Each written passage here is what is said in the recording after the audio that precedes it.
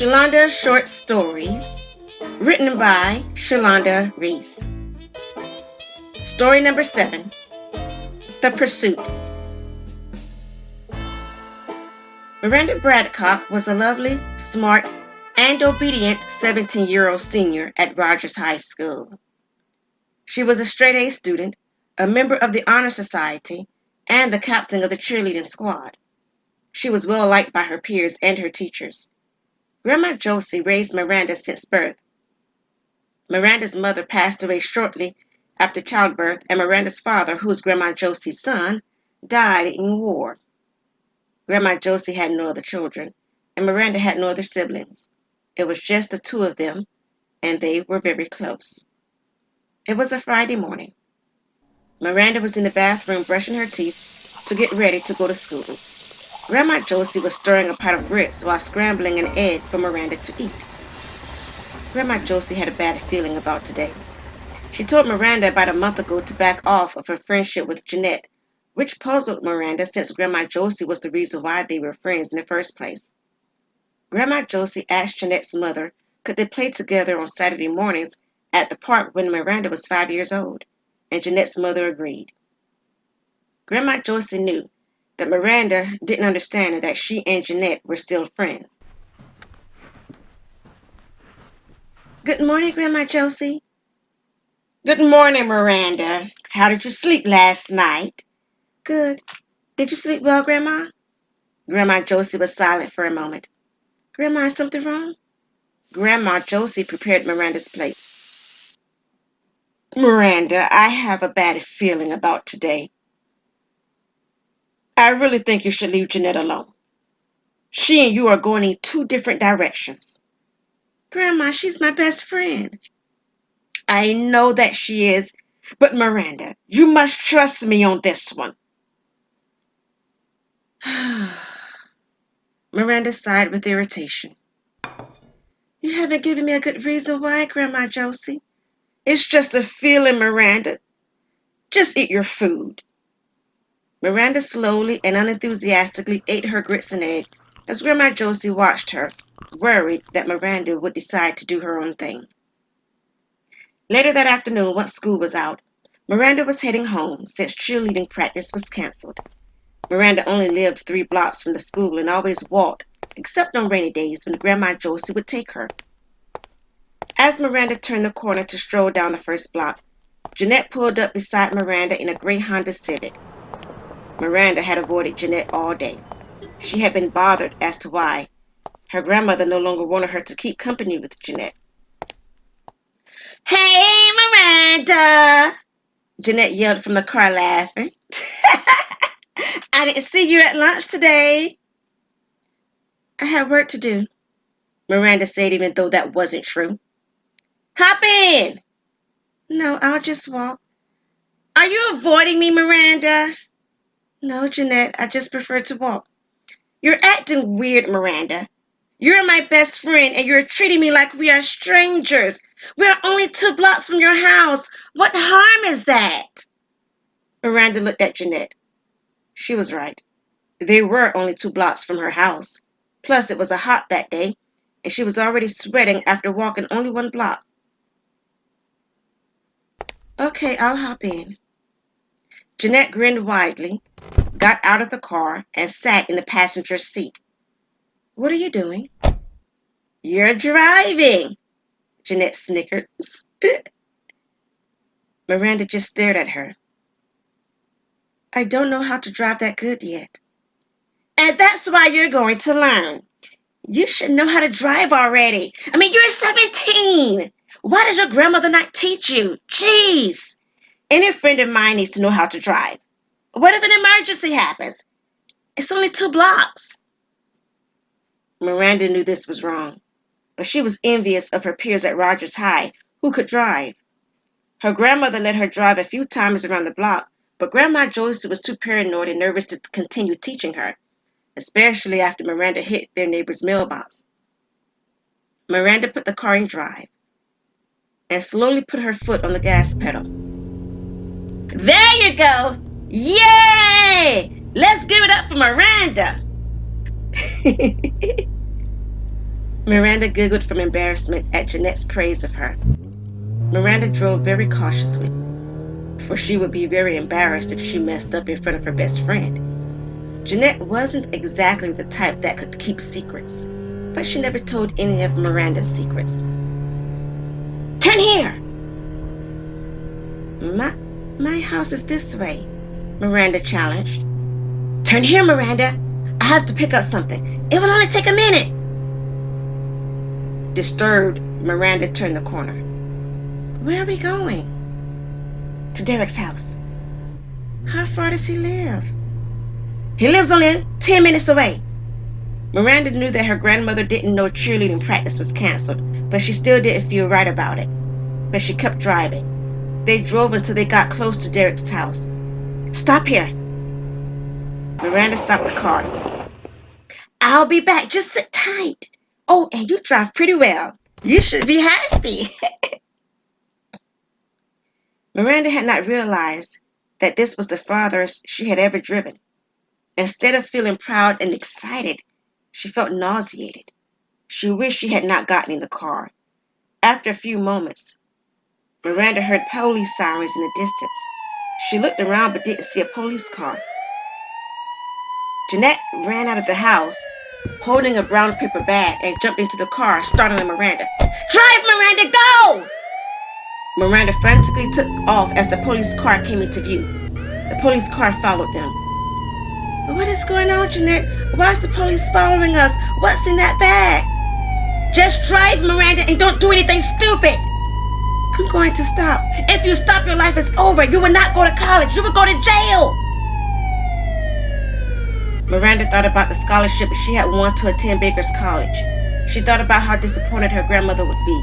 She thought about going to jail and how she cannot stand being cooped up. She thought about how her name would be all over the news. She thought about Grandma Josie possibly suffering from a heart attack and dying due to her going to jail. She could not bear the thought of any of it. "Speed up, Miranda!" Miranda sped up. There were now 2 police cars chasing them. Miranda was angry with Jeanette, but she was driving for her life now. "Get on the freeway!" Miranda jumped the lane and got on the freeway. Jeanette bumped the horn to warn cars to get out of their way as Miranda maneuvered through traffic. Miranda felt a surge of adrenaline she had never felt before. She pressed hard on the gas pedal. Grandma Josie had spent her morning volunteering at the food shelter. She would always volunteer on Fridays. She was retired and had more free time for volunteer work, which is how she liked to spend her spare time. The clock read 4 o'clock. Josie always got home from cheerleading practice around 5. She clicked on the television. If you are just tuning in, we are live in the middle of a high-speed chase. As you can see, the gray Honda Civic with the license plate K12M83 has been going well over 90 miles per hour on State Route 92. The policemen have been keeping up, even though one of the police cars hit a curb and flipped over. We don't yet have information as to why the chase is taking place. Oh boy. I don't know why people think they can outdrive the police. Just pull the car over and deal with the issue. Folks these days. Grandma Josie left the television on and went into the kitchen to start dinner. Looks like the Honda Civic is not going to give up. Word just came in that it looks like a young girl behind the wheel. That's what one of the witnesses reported, who was on the freeway as the Honda shot by. Pull your vehicle over, right now, an officer said through the bullhorn. Miranda had tears in her eyes. She was a criminal.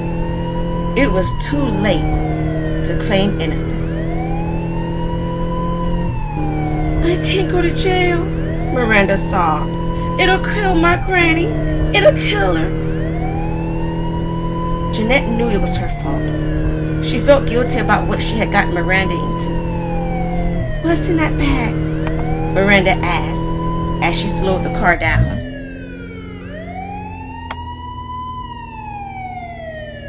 Drugs. Oh no, I don't do drugs. Oh no, why did you do this to me? My granny told me not to. I'm sorry, Miranda. Just do as I say. I'll get you out of this. Turn here and speed up. Miranda was too scared and distraught to argue. Therefore, she obeyed. This is what you are going to do. Get on the bridge. It leads out of Johnsonville County. As they drove, they saw that the bridge started to move. This is a drawbridge. This is a drawbridge! Miranda, if you stop, we are caught, Jeanette said nervously. You have to speed up. We could die. Miranda, you're driving. If you stop, you know what happens.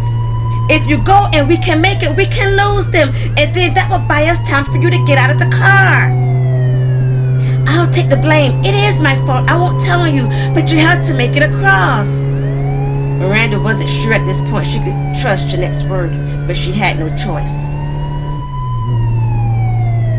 Grandma Josie was now sitting in front of the television, engrossed in the high-speed chase. If that is a little girl out driving the police, they ought to be shamed.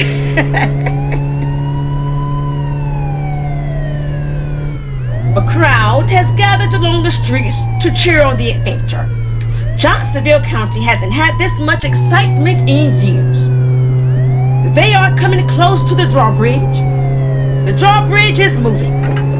Folks, I cannot watch this. Doesn't look like they are going to stop. If they make it across, this will go down in Johnsonville history. If they don't make it, then we all will be traumatized. If you have young kids, I would suggest you send them to the next room. Here it is, everyone. The car is speeding up. There is a moment of silence as the car careened through the air and landed on the opposite side of the drawbridge. The drawbridge continued to open up as the police cars got stuck on the other side. The crowd cheered. Wow! They made it! We made it, Miranda! Go that way and stop the car. Take this and take the bus. Get it together so no one will suspect you. Miranda jumped out of the car with her backpack and the money for the bus. Jeanette discarded the brown paper bag and jumped in the driver's seat and drove off. It was about 6 o'clock before Miranda got in. Grandma Josie jumped up and hugged her. I was worried about you, Grandma Josie said. Cheer practice went a little late, Miranda said. Go eat your dinner. It's in the microwave.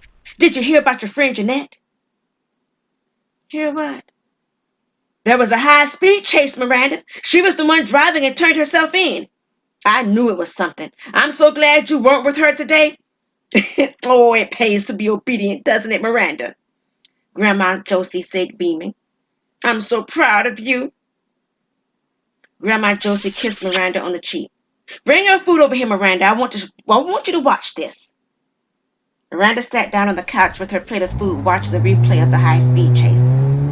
Miranda felt sick to her stomach. Jeanette's picture appeared on the screen. I knew she was bad news. Now she is in jail. Grandma Josie looked over at Jeanette, puzzled by her silence. Miranda, I know she's your friend, but if you had been with her, you would have been in trouble too. Miranda looked defeated and stared at the floor. Grandma Josie felt a heaviness in her chest. Miranda, what is wrong? Look at me, Miranda. Miranda held her head up. I wasn't at cheer practice today, Grandma Josie. It was canceled. I was the one driving the car in the high-speed chase. Grandma Josie just stared at Miranda for a moment. Grandma, did you hear me? It was me. Jeanette let me go so I wouldn't get in trouble. This cannot be true. How is that possible? You can't even drive. I don't understand. But it's true, Grandma Josie. It was me. I should have listened to you, but I didn't. I didn't know that she would have drugs, Grandma. Drugs! Grandma Josie shouted. Grandma Josie started heaving.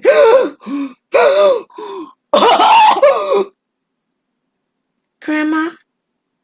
Miranda nervously grabbed her grandmother's arm. It's okay, Grandma. I am okay. Lord have mercy. You're going to send me to an early grave, Miranda.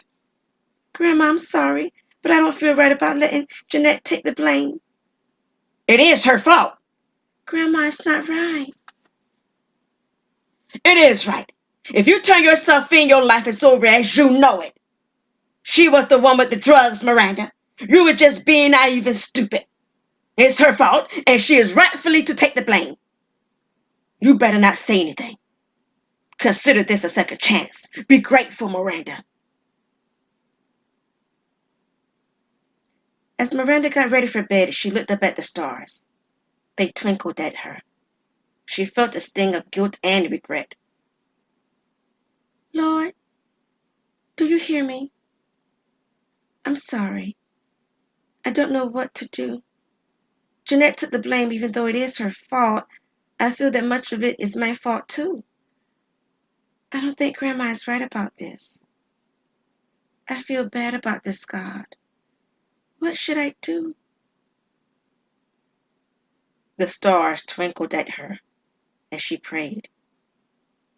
The next morning, Miranda rolled over and looked at the clock.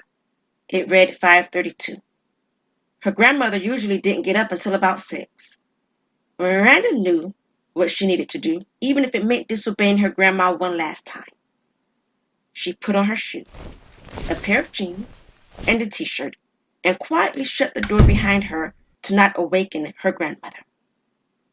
She breathed in the morning air and walked to the police station.